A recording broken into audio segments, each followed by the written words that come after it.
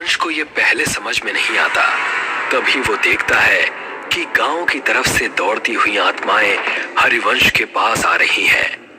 अब मेरा बच पाना मुश्किल है भगवान, मेरे परिवार का ध्यान रखना। तभी सामने से आती हुई आत्माएं उस पर जैसे हमला करती हैं। हरिवंश का पांव टकराता है और वो गिरते गिरते बचता है। वो अपनी नजर घुमाता है तो वो देखता है कि नदी पर एक पुल बना हुआ है। ऐसा कैसे हो सकता है? अभी तो यहाँ कुछ भी नहीं था, ये पुल कहाँ से आ गया? हरिवंश को लगता है कि शायद इस मुश्किल घड़ी में उसे कुछ समझ में नहीं आ रहा है। ये पुल पहले से ही यहाँ होगा, मगर उसने नोटिस नहीं किया। हरिवंश बिना कुछ सोचे समझे उस पुल पर चढ़ जाता है और वहां से दूसरी तरफ भागना शुरू करता है।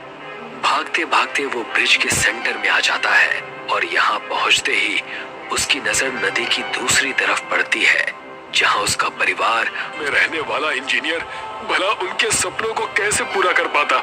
तो मैंने रिश्वत देकर वो टेंडर अपने नाम करवा लिया था, मगर किसी को इस बात से क्या प्रॉब्लम हो सकती है? हरिवंश के ऐसा कहते ही वो स्कूल के बच्चे उसके सामने आकर कहते हैं, अंकल, अगर आप वो टेंडर नहीं लेते तो आज हम जिंदा होते। इसका क्या मतलब है? इसका सिंपल सा मतलब है अंकल कि आपने बच्चों के भविष्य का ध्यान रखा, मगर गांव में रहने वाले गरीब परिवार के बच्चों का ध्यान नहीं रखा। तभी आपने टेंडर अपने नाम किया, मगर उसमें भी पैसा बचाने के चक्कर में आपने घटिया मटेरियल का यूज किया, जिसकी वजह से हमारा स्कूल बिना किसी वजह से ही टूट कर गिर गया और हम जैसे सैकड़ों बच्चों की जान चली गई। ये सुनकर हरिवंश का मुंह खुला का खुला रह जाता है। वो कुछ कहता कि तभी एक औरत हरिवंश के पास आती है और उससे कहती है, इंसान नहीं, राक्षस है तू। मेरे बच्चों और मेरे पति को खा गया, अब तू मरेगा। तेरे घर वाले तेरे मरने का तमाशा देखेंगे। उन आत्माओं की भीड़ में से दो आदमियों की आत्माएं निकलती हैं और हरिवंश को हवा में उल्टा लटका देती हैं। उल्टा लटका हरिवंश उनसे कहता है, मेरी गलती माफी लायक तो नहीं है, मगर फिर भी मैं आप सबसे हाथ जोड़कर माफी मांगता हूँ कि मेरी भूल को माफ कर दो। तभी आत्माओं की शक्ति से उल्टा लटका हरिवंश गोल गोल चक्री के जैसे घूमने लगता है। तूने कोई भूल नहीं की इंजीनियर, तूने तो सब सोच समझ कर किया है और जो तूने किया है ना, उसे पाप कहते हैं। पाप की माफी नहीं होती, उसकी सजा होती है, जो अब तुझे हम देंगे। नहीं नहीं, मैंने कुछ भी जानबूझकर नहीं किया, प्लीज मुझे माफ कर दो, प्लीज जाने दो। हाँ हाँ, आज तुझे इस दुनिया से भेजने ही तो आए हैं। तू शायद भूल रहा है इंजीनियर, तूने गांव का सिर्फ वो स्कूल ही नहीं बल्कि म्यूनिसिपल का हॉस्पिटल भी बनाया था। गांव में ऐसे कई छोटे बड़े प्रोजेक्ट हैं जो तूने पूरे किए थे। और हाँ, आज जो ये तू इस ब्रिज में झूल रहा है, ये भी तो तूने ही बनाया था।